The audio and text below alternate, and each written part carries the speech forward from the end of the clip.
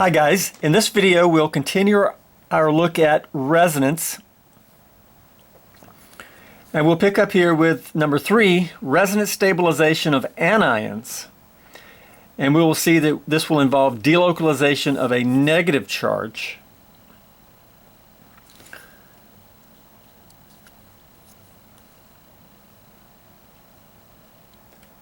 And a common way to delocalize an anion is through conjugation with a pi bond. And this example shows that.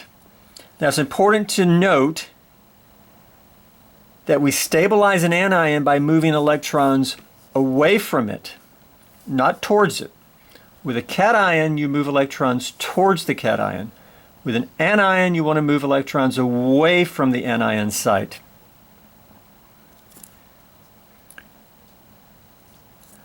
Let's first draw a resonance structure here.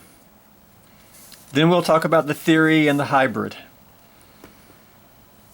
Whenever we have a lone pair that's conjugated, and indeed it is here, that's a good place to begin. And these electrons, okay, like a mechanism arrow, these electrons can move in here to make pi bond. But this carbon already has 4 bonds. Double bond, single bond, and an undrawn bond to H. We cannot just make a 5th bond. But what we can do is we can move electrons in and move these out at the same time. I'll call that the old in and out method. And what do these arrows mean? What does this arrow movement produce? Well, we have the sigma framework here. This arrow, we're moving these electrons in to make pi bond between these 2 carbons. And we're moving this pi bond out to become a lone pair on this carbon here. Now we can determine charge. These 2 carbons are neutral, okay? Need to keep track of that. There's 2 H's there, there's 1 H there. But this carbon here, which has 2 H's, and now has a lone pair, is a minus.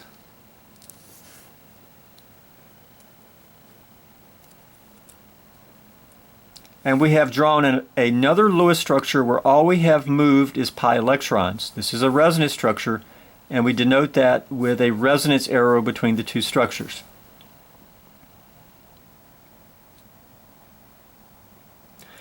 Now, which is major, which is minor?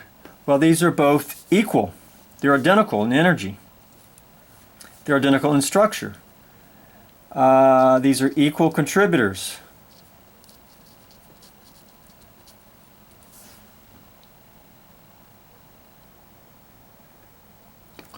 If we look at the hybrid, we have the sigma framework, and we can average these 2 together. This is another case where these are equal contributors and exact averages. And the exact average of a double bond and a single bond is a bond and a half. And the exact average of a double bond and single bond between these 2 carbons is a bond and a half.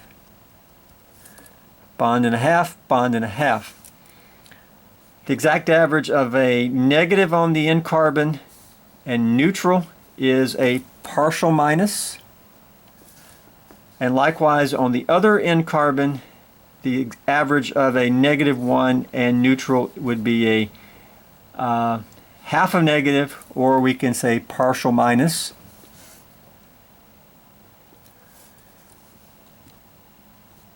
And this is our resonance hybrid.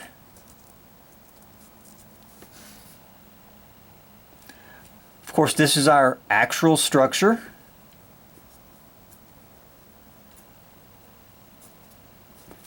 If we could see this anion here, it wouldn't look like a double bond on the left and a single bond anion. It would look like this. The electrons are equally spread between each carbon.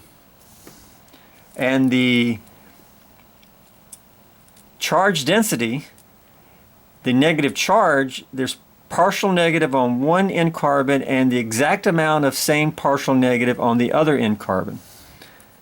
It's a true hybrid because these are equal contributors. We can't say that the hybrid looks more like this one versus that one.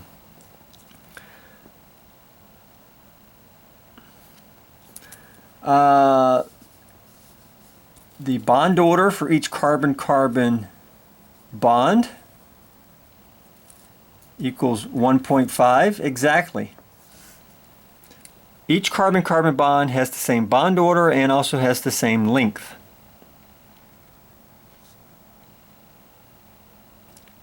We have a delocalized anion. This anion is resonance stabilized because the resonance that's here, the conjugation that's inherently here, actually allows the charge to be spread over two different carbons. This situation is more stable than if the charge was sitting just on one carbon. Okay, in terms of our orbital theory, we can look at our original fake structure. Okay, both of these are fake. All right.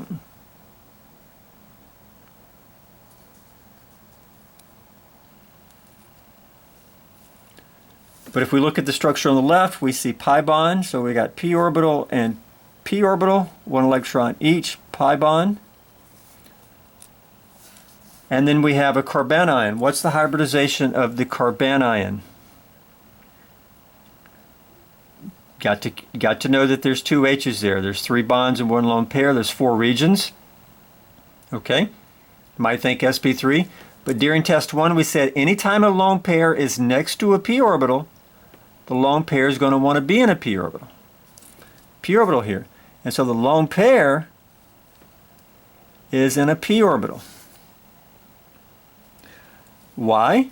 So that p orbital can interact with the neighboring p orbital. And once all this interaction is going on, we have a pi system of 3 p orbitals and 4 pi electrons. Lone pair, 3, 4. But at this point, this becomes one system, and the 4 pi electrons are spread sort of all through here, and it turns out that they're equally spread through there, as shown in our hybrid. It becomes one system, like a garden hose that's 3 feet long and it has maybe 4 liters of water in it. That water is going to spread out all through here. And so this is one anion. Don't be confused. Students often think, well, I got 2 different anions. No, you have 2 different fake structures. It's one structure. Okay? It's one structure, and that's the one structure right there.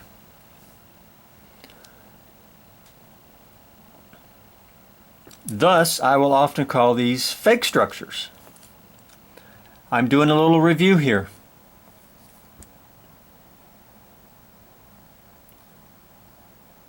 Okay. So this anion is more stable. That carbanion is more stable than just that carbanion. Because this carbanion, there's no p orbital. There's no p orbital here. Thus there's no, well, also because there's no p orbital there, this carbon is actually sp3. Okay, it's got 4 regions. It has single bond to carbon, single bond to H, single bond to H. Okay. 3 bonds, 1 lone pair. All right. It's not a standard carbon, it's an anion. There's no reason that this lone pair would want to be in a p orbital because there's no p orbital next door. It actually prefers sp3 because an sp3 orbital is more stable than a p. Unless the p orbital is interacting with adjacent orbitals. Then the lone pair being in a p orbital becomes more favorable. But in this case, it's actually sp3. And this compound has absolutely no p orbitals. There is thus no resonance. We cannot draw an alternative Lewis structure with the charge on any other atom. The only way to be able to do that is to start breaking some of the CH bonds, and then we'll be breaking one of the golden rules of resonance. Okay? Actually, number 2. Okay? We don't want to move any atoms around. We'll be creating a brand new compound, not a resonance structure. Okay? In the end, this is not resonance stabilized, or we would say it's not resonance delocalized.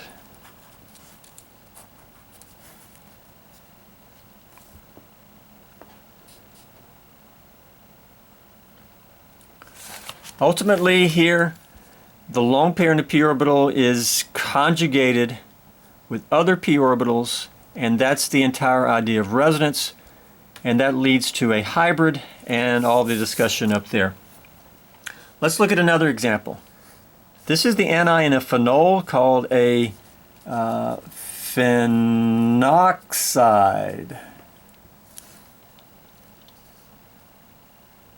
Of course, an oxygen anion is being oxide. We got the benzene ring called a phenyl ring, phenoxide anion. All right.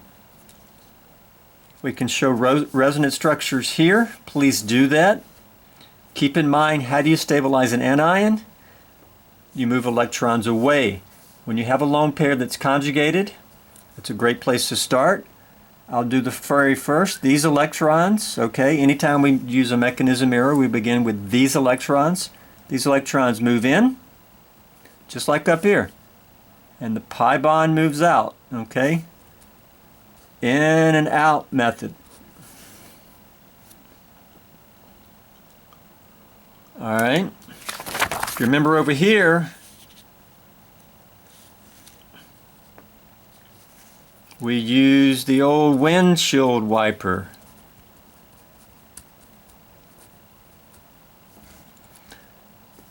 Just move it over, okay? And we can move that back to get back here, back and forth, okay? Windshield wiper, back and forth. This is the old in and out method. Lone pair moves in, pi bond moves out, just like above. But down here we're going to have additional resonance structures. All right.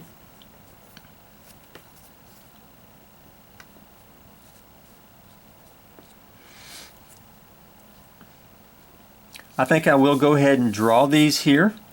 All right. You can pause the video, draw them yourself. That would help. All right. Pi bond here. 2 lone pairs remaining. Pi bond moves out to be lone pair here. That's an anion. Boom, boom, no changes there. We can keep going. Now these electrons move in here, and pi bond moves out. We can treat any one of those lines as the pi bond. Here I'm treating the outside one as the pi bond, moving it out. Resonance arrow. No change here. Pi bond now here. Pi bond moved out to become lone pair here. That is a minus charge now. No change here.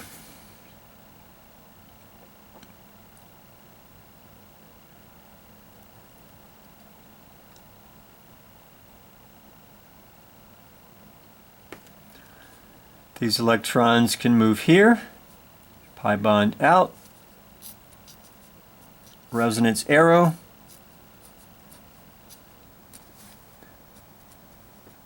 No change there, no change there. Pi bond now here, and lone pair now here, and that's a minus.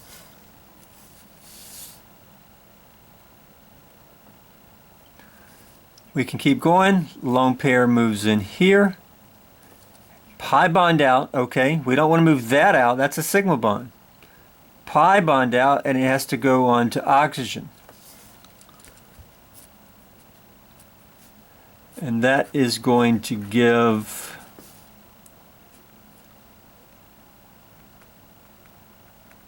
three lone pairs on oxygen, minus there, pi bond here, no change there, no change there. And that's actually back to the beginning in terms of where the charge is placed, back on oxygen. The difference is the pi bonds have been moved around in the benzene ring. But those are fully conjugated anyway.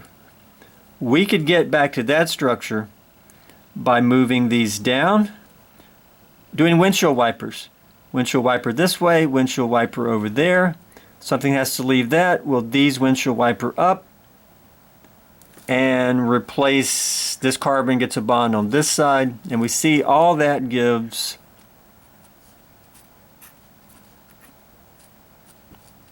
pi bond here, here, here. That is an additional resonance structure, just of the benzene ring. But very often you'll be asked to show resonance structures in which the charge is delocalized to other atoms. And we can delocalize it to that carbon, to that carbon, to that carbon. And that's really it. Then I showed back to the oxygen. And then we just did resonance in the benzene ring. So here the charge is on oxygen, oxygen, oxygen, not on a different atom.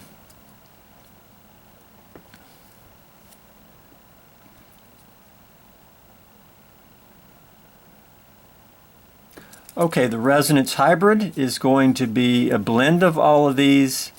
And if you look at it, between oxygen and carbon, we have single bond, double, double, double, single, single. Basically, it's somewhere between single and double, bond and a half. Now the question is, are these perfect blends? Let's forget about these two. Just the ones that have charge on different atoms. They're not. Of these four, one is much better, and it's this one. This is major. And that's because the anion is on oxygen, which is a more electronegative atom. The oxygen can hold the negative charge better than carbon can.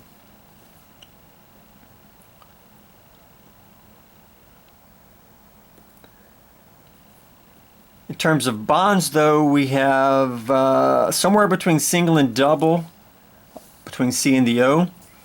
Look at this bond here, double, single, single, single, somewhere between, okay? And if you look around, every carbon-carbon bond has somewhere between single and double.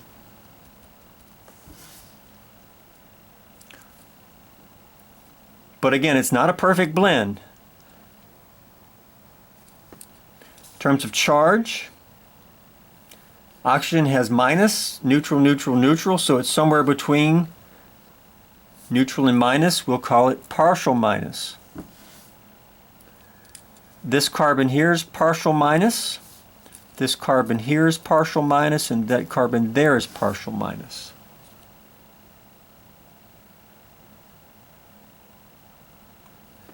If we could look at this anion here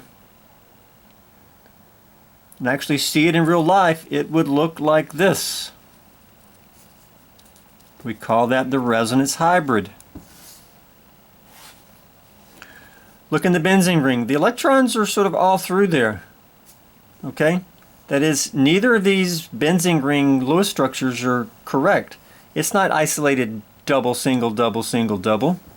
Neither one. All right? So that's just the resonance of benzene. Question. Of the four locations that have partial minus, which location has more partial minus? Well, look at the four things that go into the blend. Do one of them contribute more to the blend? Yes, this is your major contributor. And so you're going to have more of the negative on oxygen in your blend, in your hybrid. That makes sense. Oxygen's more electronegative. It's going to attract the electrons a bit more. And so, while we are arguing that they're spread out sort of through here, it may not be equally spread out. The electrons may be sort of moved a little bit more toward the oxygen.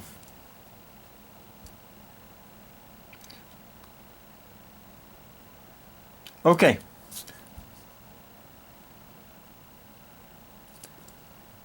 Question. Rank the following 3 carbanions from most to least stable.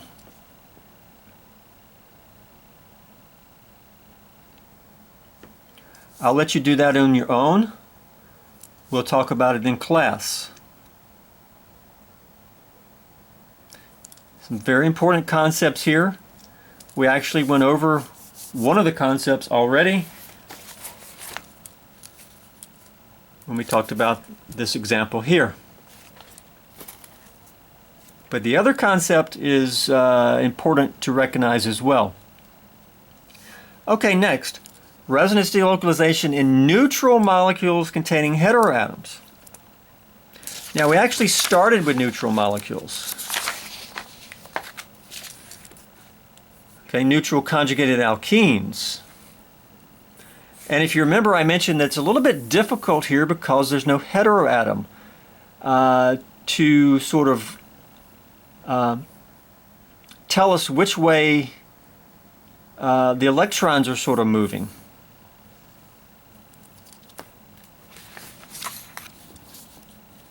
We also didn't have any lone pairs here because carbon typically doesn't have a lone pair. But when we have heteroatoms, non-carbons, we can have lone pairs. And that's really going to help guide our resonance because, as I said up here, when you have a lone pair that's conjugated, it's a great place to start. Indeed, the lone pair is conjugated here. And we can do resonance here using the old in-out approach. These electrons in, these electrons out. And this is actually identical to the phenoxide anion. The only difference is that's an anion and this is a neutral molecule. That's okay. This electron movement gives double bond NH2. No lone pair on nitrogen, right? It's now a bonding pair. This bonding pair moved out onto this carbon to become an anion. No change, no change.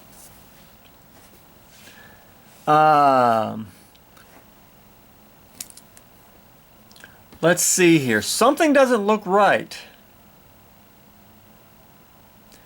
We haven't noted this rule, but there's an important rule that I'm breaking here that I'm going to take the opportunity to highlight. Number 3, all resonance structures have the same net charge. Okay? Here, this is -1. Resonance structure is -1. -1, -1, -1, -1, -1, -1. Previous examples. +1. Resonance structure, +1. Okay? +1. Resonance structure, +1. Let's see, neutral. Well, the resonance structure better be net neutral. I've got a minus. All of a sudden it's minus. Well, that's no good. You don't all of a sudden just create charge. If this is net neutral, this should be net neutral. And what we're missing is the nitrogen here is positive. That nitrogen has 4 bonds, no lone pairs. If you can determine formal charge, you see it's positive. And thus this structure is indeed net neutral, just like this structure.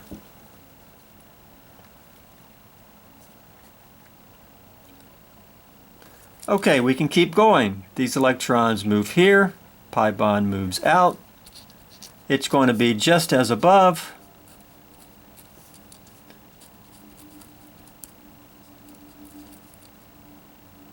No change here. Okay, anion here, but net neutral. We can keep going. Lone pair here to make pi bond. Pi bond moves on to carbon to become lone pair.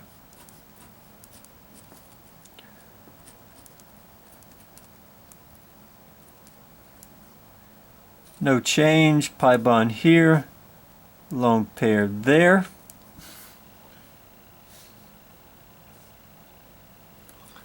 Now if we take these and move them here, and then the pi bond has to move back out onto nitrogen, and we end up with our original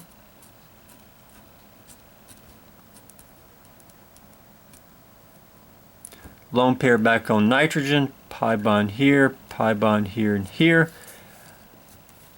But again, the pi bonds in the benzene ring are different from the original. You can do an additional resonance structure there, but if we just focus on lone pair delocalized,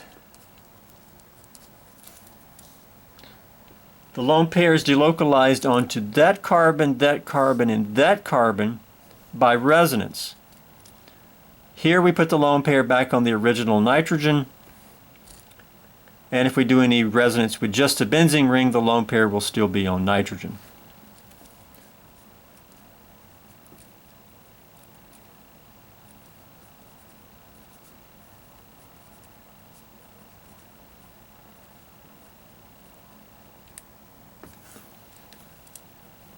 I'm going to throw out these terms here.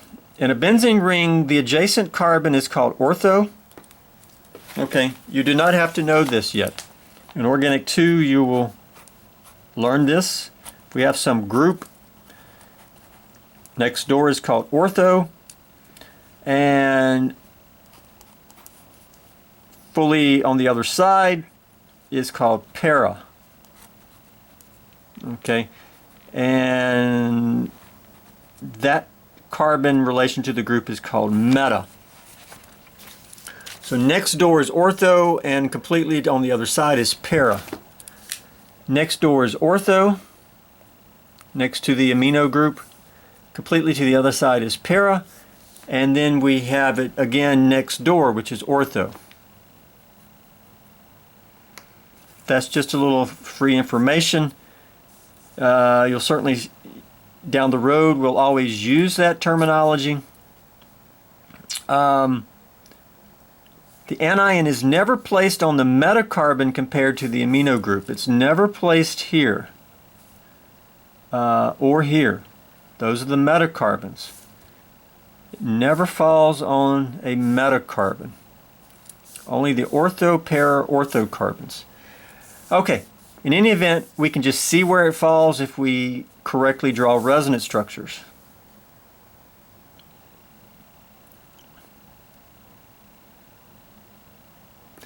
Because the lone pair is delocalized to the ortho and para carbons, those Cs have increased electron density as a result of the lone pair being conjugated. Thus, if we drew the hybrid, it would indeed look like this. That would be partial plus. All right. Why? Because we see a neutral, positive, positive, positive. The actual charge is somewhere between neutral and positive. But for here, it would be partial minus, and partial minus. There's your true structure, your resonance hybrid.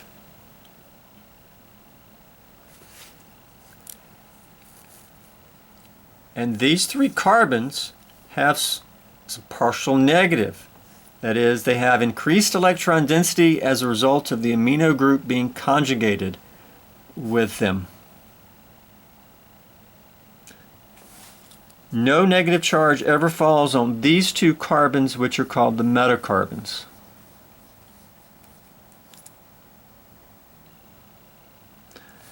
Our fake resonance structures help us understand what the hybrid looks like. Okay.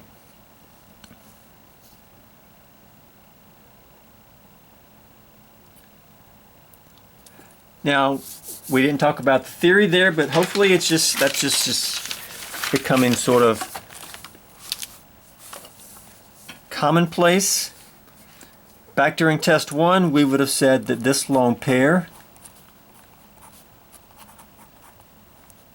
here would be in a p orbital, because anytime you have p orbital next door, there's a pi bond here. I didn't draw it exactly here, but okay, pi bond here.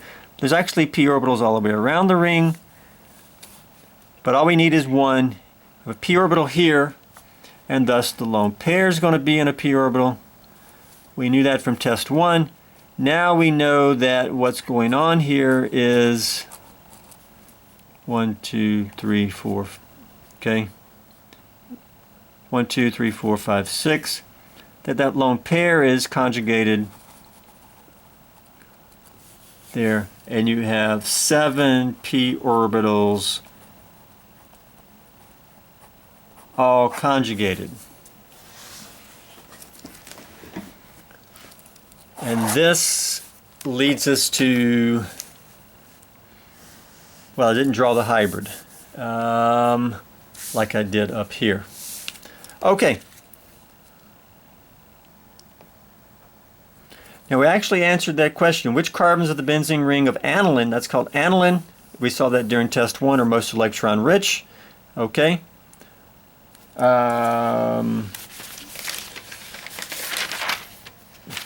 Well, right there, we answered that. That one, and that one. Okay, answer the question below. Which amino group of the 2 compounds above is most electron rich? Which amino group is most electron rich? All right. Need to draw resonance structures. I might recommend a different piece of paper. That may not be enough room here. Or maybe so.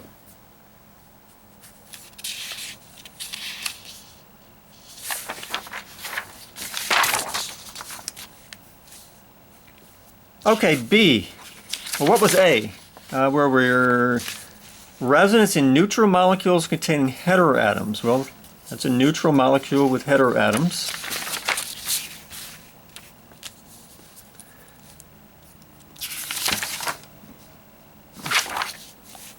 We're still doing neutral molecules with heteroatoms, but here we're going to do delocalization of pi bonds to heteroatoms.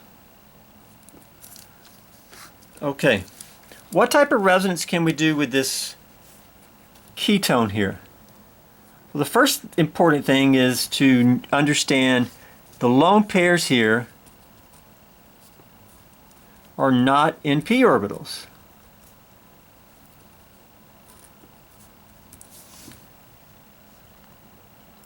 Okay. If we had graphed this oxygen during test 1, we would have seen that it's sp2. We see a sigma bond to carbon, pi bond to carbon, and that's your double bond to carbon, and then 2 lone pairs.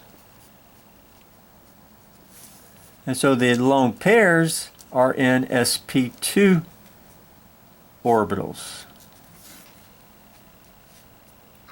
Thus, no resonance with the lone pairs. We only do resonance with lone pairs if they're in p orbitals.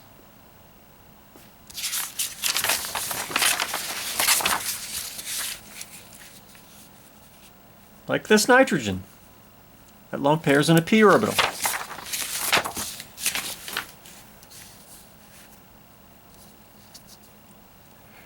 The only electrons here in p orbitals is the 2 electrons in the pi bond.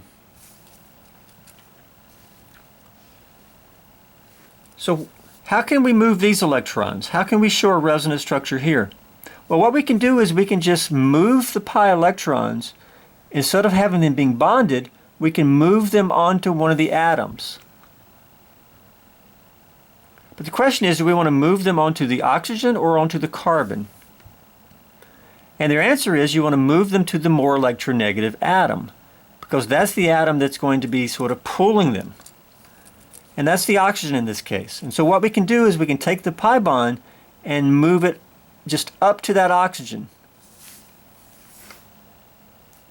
And that's going to give us, well, that's now just a single bond. And we have not 2 lone pairs on the oxygen, but 3. When the pi bond moved onto the oxygen as a third lone pair, the oxygen is now minus, and the carbon, which only has 3 bonds now, is positive. This is a resonance structure because all we did is move pi electrons. All resonance structures have the same net charge. Net neutral, net neutral.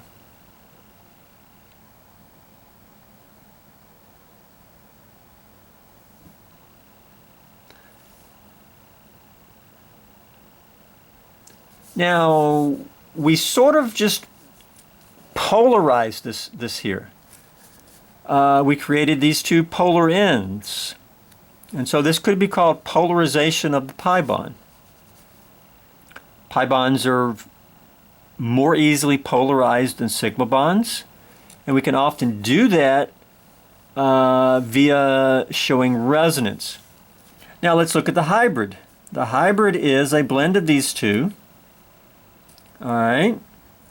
What's the blend of double bond and single? Well, it's somewhere in between. First off, are these a perfect blend? Or is one major and one minor? Well, this is your major contributor because there's no charge separation. This is minor. But still, the true bonding between the C and the O is somewhere between single and double. We're going to call bond and a half. Charge of the oxygen, is it neutral or negative? Well, it's a blend. It's halfway between. It's partial negative. Carbon, is it neutral or positive? Well, it's somewhere in between. We're going to call it partial positive. And here's your resonance hybrid. Again, that's your true structure.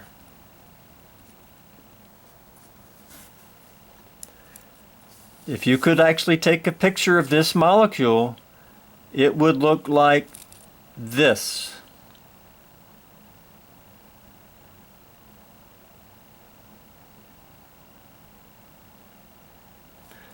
We could ask, which atom, the oxygen or the carbon, which one has more well, that really doesn't work out because we have minus and plus. I was going to say which one has more minus. Well, obviously it's the oxygen. This is more the appropriate question. Does the oxygen have a half a negative, or does it have more or less than a half a negative?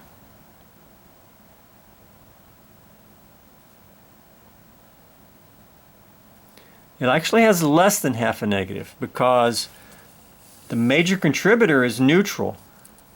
You only have a minor contribution from the form that has negative on the oxygen. So there's not quite a half a negative on the oxygen, and there's not quite a half a positive on the carbon, but it is a little bit of negative and a little bit of positive there. We could have also have seen that from just showing a dipole. The dipole means there's some partial positive on carbon, partial negative on oxygen. But in addition to just considering dipole, we considered a resonance structure, and we're looking at then drawing a blend to illustrate our true structure. Okay, next, show all possible resonance structures for the above cation.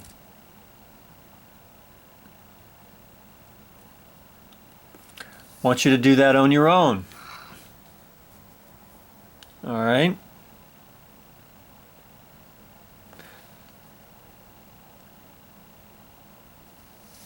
Okay. Let's now look a little bit at acid-base chemistry, and this is mainly a review. Effects on acidity. resonance effects on acidity. Here are three OH compounds. The alcohol has a pK of about 16, the phenol about 10, the carboxylic acid about 4. Explain the different trends. Why is phenol more acidic than the regular alcohol? Well, let's consider the conjugate bases.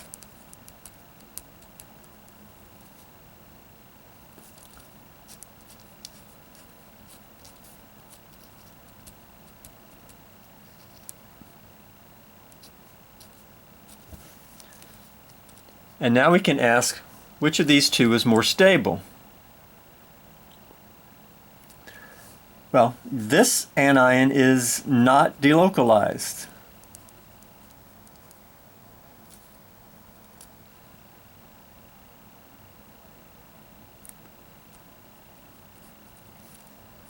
Or isolated. It's isolated right on that oxygen. There's no p orbital next door. We cannot draw any resonance structures that will allow us to delocalize this charge. But here we can, and we did that on the previous page, right here, the phenoxide. The charge is delocalized to 3 different carbons, okay?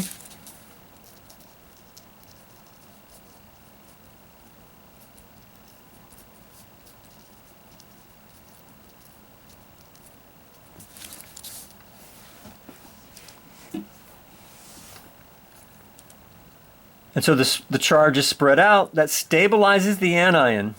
Thus, the original molecule is more willing to serve as an acid and to become the anion. Thus, we have a lower pKa, more acidic compound. Now, the carboxylic acid is even more acidic.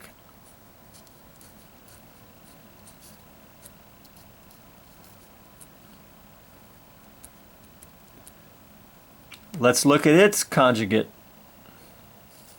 base. Now the ring is not aromatic. There's no p orbitals in the ring. But we do have resonance here with the carbonyl. Okay? Lone pair. Electrons in, electrons out. That's the old in and out. Okay? Movement of an anion that's conjugated, and that gives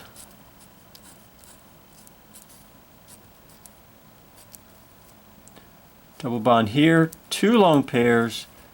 This oxygen now has, there was 2 here, now has 3, and that's the anion.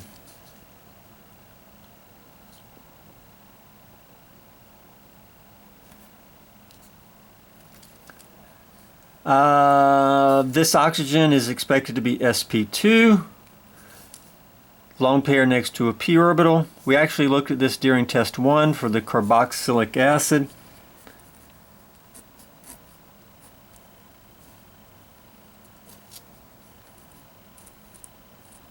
You of course have pi bond there. 1 electron each makes pi bond. We're going to put one of the lone pairs in a p orbital. We'll go ahead and do that. Okay. There's your pi bond. But we also have overlap here. And of course, once it becomes full overlap, these 4 electrons are spread out through there.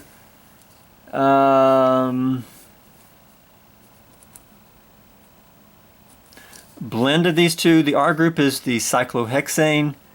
Then we have carbon here, oxygen to oxygen, single bond here, double bond here. By the way, these are equal contributors.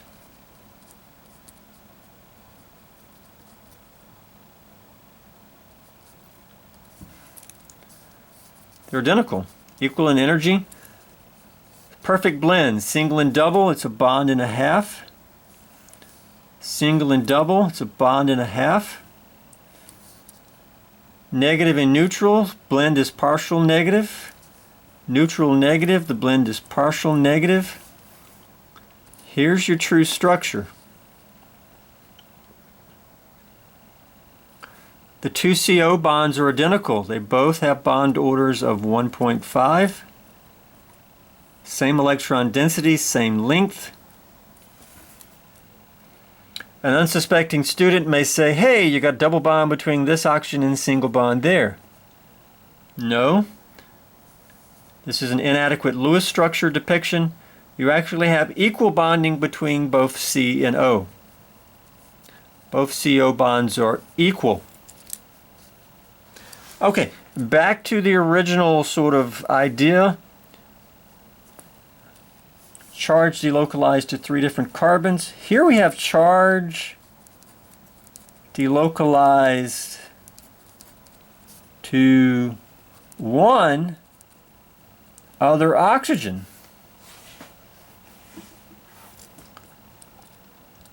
Which is more stable? Obviously, the carboxylate anion is more stable than the phenoxide because that's more acidic. We see that here.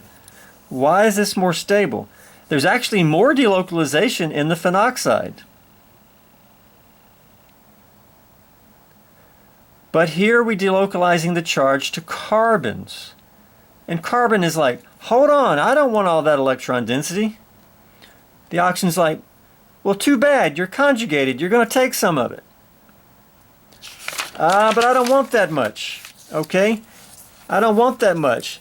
It's going to stay on the oxygen. That's why we said that's the major contributor. Charge on carbon, these are minor contributors.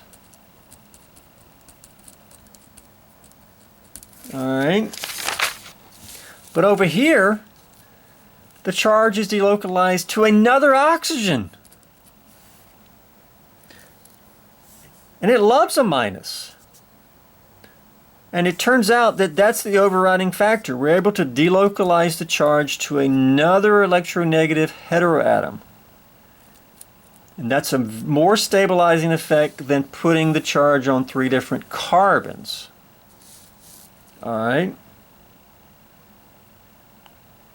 So that's why the carboxylic acid is more acidic than the phenol. But of course in the phenol we do have some stabilization of the phenoxide by resonance onto carbon. And that's better than having no delocalization at all. Okay, please understand the trend here. Next, which of these two is more acidic? They're both phenols. We have nitro groups. The nitro group is clearly in a different position.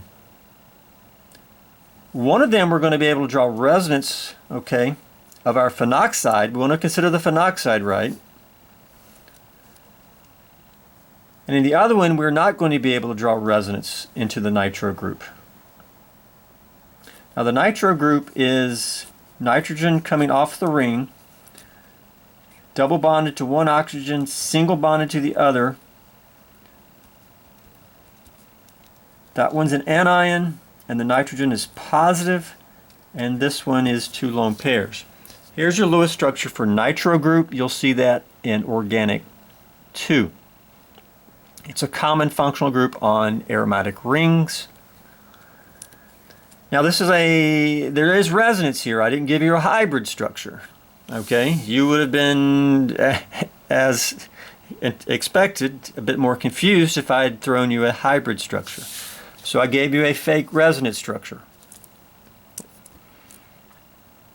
But we can work with the fake resonance structure and draw other fake resonance structures using that structure.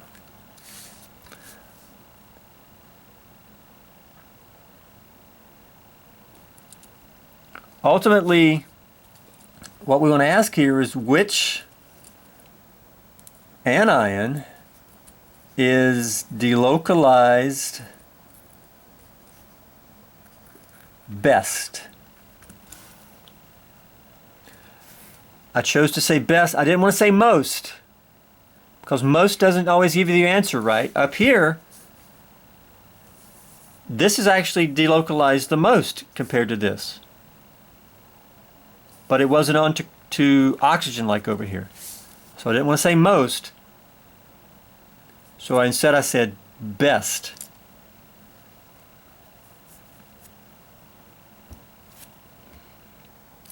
And to answer this question, you need to draw resonance structures there. Okay. We can also look at the effect on basicity.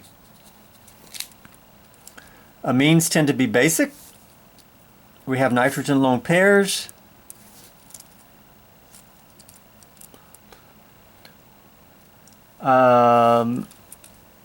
This amine is considered basic, pK of about 10. Of course, that refers to the conjugate base. I'm sorry, the conjugate acid. That's a pKa. This would be less basic. And then the amide there would be considered non-basic.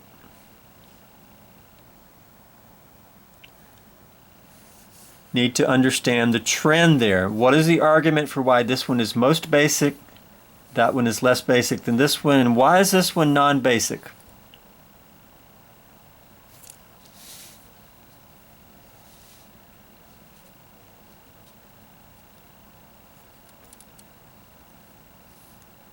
And the next question is, which nitrogen of these two is most basic?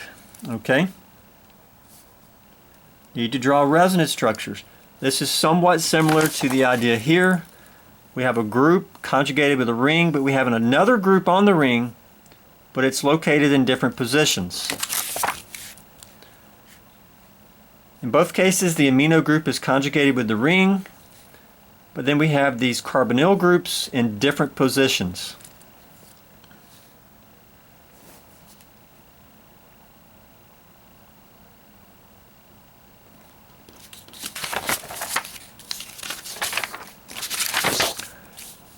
Now if we go back to aniline with no group there, we drew resonance structures.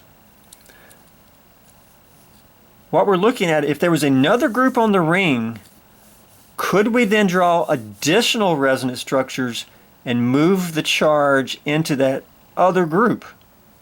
Would that be possible? That's really what we're looking to do over here. In one case, we're going to be able to do that, but in the other structure, we will not be able to do that.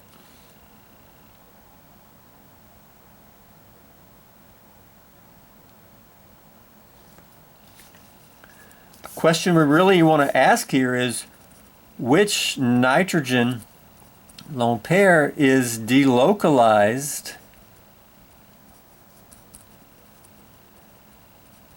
the most?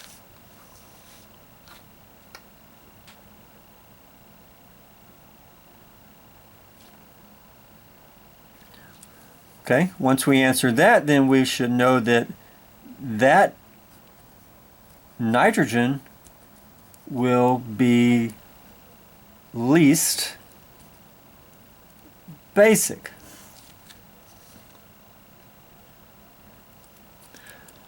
Because the more we move the lone pair away from the nitrogen, the more we delocalize it, the less electron density there will be on the nitrogen, and less electron density will make the nitrogen less basic.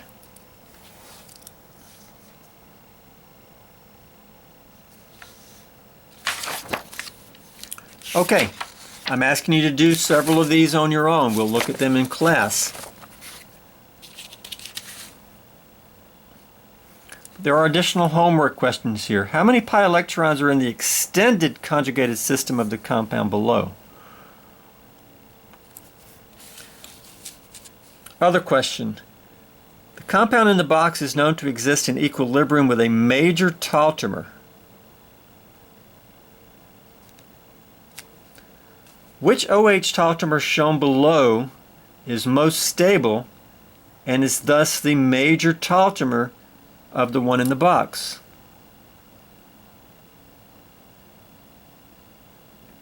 That's actually a fairly easy question, guys. Okay. Golden rules of resonance. Now this last page in my handout is not in the handout I posted on online because it was an added on to the Word file. It really talks about the resonance of benzene. Which is it? Well, neither one. These are two fake structures of benzene. The true structure of benzene, if you could see it, the electrons are spread equally all the way around the ring. These are equal contributors. Is it a single bond here or is it a double bond there? All right. Well, it's a bond. It's 1.5 bonds here and actually all the way around. So benzene is not double, single, double, single, double. It is really 1.5, 1.5, 1.5 all the way around. That is actually confirmed by X-ray crystallography, where we can see that things like bond lengths are identical all the way around the benzene ring. All right, that was just a little added on extra information there. Okay guys, keep working at resonance, see what type of questions come up, and please do the different questions here in the handout.